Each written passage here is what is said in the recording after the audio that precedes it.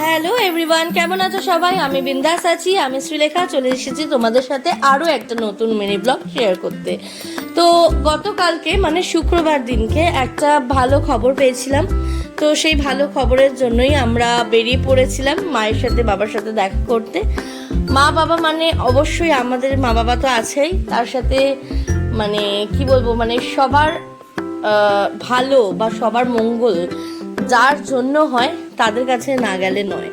তো আগেই যদি কিছু ভালো হয়ে থাকে বা কিছু যদি ভালো হয়, আগে আমরা যাই হচ্ছি মায়ের সাথে দর্শন করতে, বাবার সাথে দেখা করতে আগে যাই, কারণ ওইগুলো ছাড়া আমার মনে হয় ভালো কিছু ইনকমপ্লিট থেকে যায়।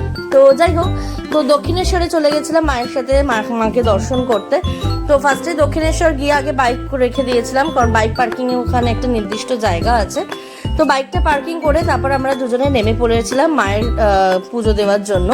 তো দেখতেই পাচ্ছ যে কতটা আনন্দে আছি। আর সত্যি কথা বলতে যেহেতু মায়ের মানে আশীর্বাদ ছাড়া বিষয়টা স্টার্ট করাটাও খুবই মানে কি বলবো, মানে একটা ইনকমপ্লিট ব্যাপার। তো তাই জন্য আর কি, যেহেতু সৌনকের একটা মানে কি বলবো খুশির জিনিস হয়েছে ওর সাথে, তো তাই জন্য আর কি আমরা চলে গেছিলাম পুজো দিতে মায়ের কাছে।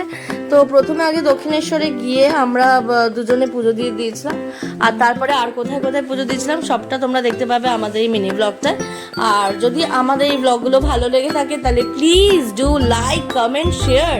অ্যান্ড হ্যাঁ, আমার ইউটিউব চ্যানেল শ্রীলেখা দেব সাবস্ক্রাইব করে দিও।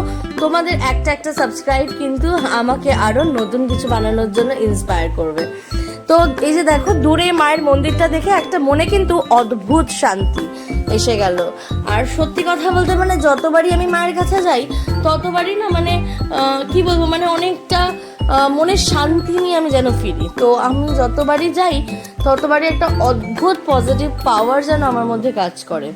তো দূর থেকে মায়ের মন্দিরটা তোমাদের দেখে নিলাম, কারণ মন্দিরের ভেতরে তো আর ফোন অ্যালাউ নেই।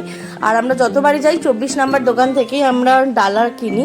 তো তেমনই 24 নাম্বার দোকানে আমরা চলে গেছিলাম ডালা কিনতে, আর ওখানেই ফোনগুলো সব জমা রেখে দিয়েছিলাম, বিকজ এরপরে তো ফোন আর অ্যালাউ নেই ভেতরে। তো তারপর পুজো দেওয়া হয়ে গেছিলো, আর তারপরে ডালা নিয়ে আমরা বেরিয়ে পড়েছিলাম। আর বেরিয়ে পড়তে না পড়তেই আমরা একটু সেলফি তুলে নিয়েছিলাম, একটু ফটো তুলে নিয়েছিলাম। আর ফটো তোলা হয়ে গেছিলো। তারপরে কি হয়েছিল দেখতে পাবে সব দেখতে পাবে এই মিনি ব্লগটায়। তারপরে সৌনকের সাথে আমার লেগেছিল কি একটা বিষয় নিয়ে কথা কাটাকাটি। তো বাঙালি ঘুরতে বেরিয়েছি, ঝগড়া হবে না এটা তো হতে পারে না।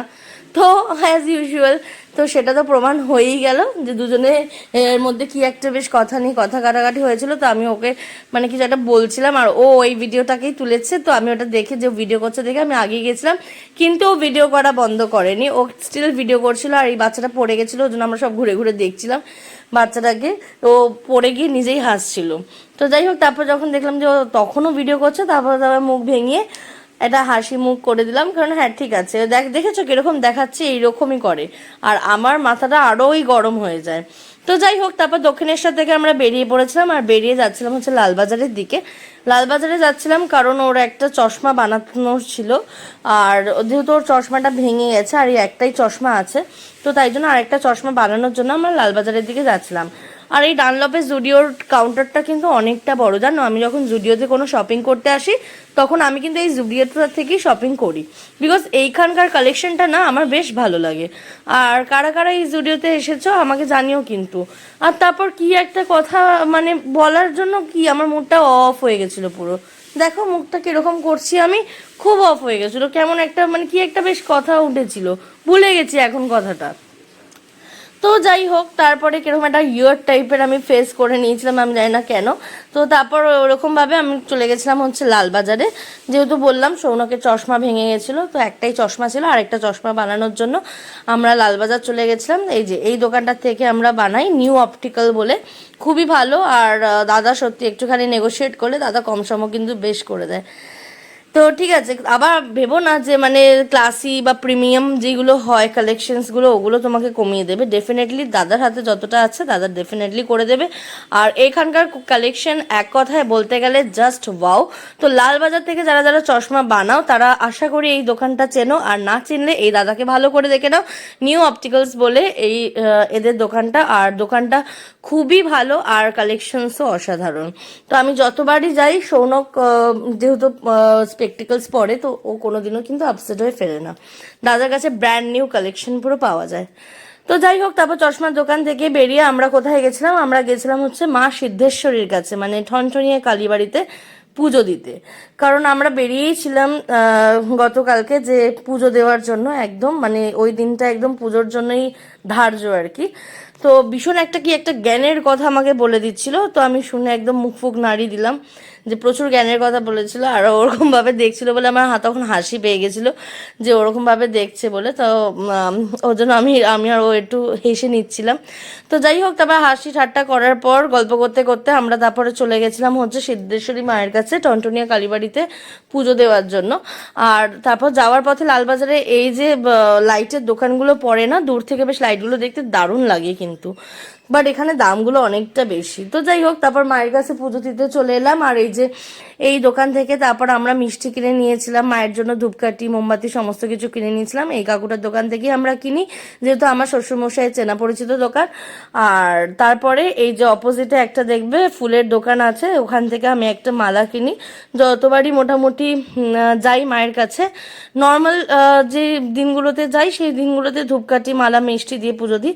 আর যেহেতু আমরা একটু স্পেশালভাবেই আর কি গেছিলাম, তো তাই জন্য আর কি মানে স্পেশালভাবে মানে কি একটা মানে রিজনের জন্য গেছিলাম, তো তাই জন্য আমার মানে কিছু বলার ছিল, তাই জন্য আর কি ওটা আমি ওরকমভাবেই পুজো দিয়েছিলাম, তো সেই অনুযায়ী। তো দেখতেই পাচ্ছ অপরূপ মায়ের মানে অপরূপ, মানে এখানে আমি সত্যি বারবার আটকে যাই, বারবার মানে অসাধারণ লাগে। যতবারই যাই আমি ততবারই মানে মুগ্ধ হয়ে যাই। আর তারপরে আমরা ঠনঠনিয়া কালীবাড়িতেও পুজো দিয়ে দিয়েছিলাম, পুজো দিয়ে তারপর ওখান থেকে বেরিয়ে পড়েছিলাম। বেরিয়ে পড়ে তারপরে কোথায় যাব বলো তো, যে দুই মায়ের কাছে যাওয়া হয়েছে তাহলে বাবা কেন বাদ যাবে না। তো এই ভেবেই আমরা বাবার কাছে মানে হচ্ছে ভূতনাথ বাবার কাছে চলে যাবার প্ল্যান করেছিলাম। কিন্তু বিষয়টা হচ্ছে যে তার মাঝখানে আমার পেয়ে গেছিলো খুব খিদে, বিকজ আমরা অনেকক্ষণ বেরিয়েছিলাম, প্রায় 3:15-20 দুপুরবেলা। আর আমরা দক্ষিণেশ্বরে পুজো দিয়ে তারপর ঠনঠনিয়া মায়ের কাছে পুজো দিয়ে চশমার সমস্ত কাজকর্ম করতে করতে বেজে গেছিলো 8:30-9:30। তো প্রচণ্ড খিদে পেয়েছিল বলে, যেহেতু নিরামিষ খাবো ওর জন্য বাবার পুজো দেওয়া হয়নি, তাই জন্য আমরা একটু দই ফুচকা খেয়ে নিয়েছিলাম। তো দই ফুচকা খাওয়ার পর তারপর ভূতনাথের কাছে এসেছিলাম, বাবা ভূতনাথের কাছে এসে ভূতনাথ বাবাকে একটু পুজো দিয়ে নিয়েছিলাম। আর কি বলবো, মানে ভূতনাথ বাবার কাছে না এলেও ব্যাপারটা পুরো ইনকমপ্লিট থেকে যেত, তাই জন্য ভূতনাথ বাবার কাছে এসে ভূতনাথ বাবাকে পুজো দিয়ে দিয়েছিলাম। আর ওই যে দেখতে পাচ্ছ ভূতনাথ বাবা বসে আছে, মানে অসাধারণ। মানে যাই হোক, মানে আলটিমেটলি আমার দিনটা পুরো একদম সাকসেসফুলি খুব ভালো করে এন্ড হলো, কারণ এটা মানে এগুলো না করলে দিনটা কিন্তু সত্যি ইনকমপ্লিট থেকে যেত, আর আমরা দুজনে কেউ ওটা চাইনি। তো যেহেতু অনেকক্ষণ আগে বেরিয়েছিলাম, ভীষণ টায়ার্ড হয়ে গেছিলাম, আর ভালো লাগছিল না। তো আরও 2-3 জায়গায় যাওয়ার কথা ছিল, তো সেটা নয়তো পরের দিন যাব। তো আজকের জন্য টাটা, গুড বাই, ভালো থেকো।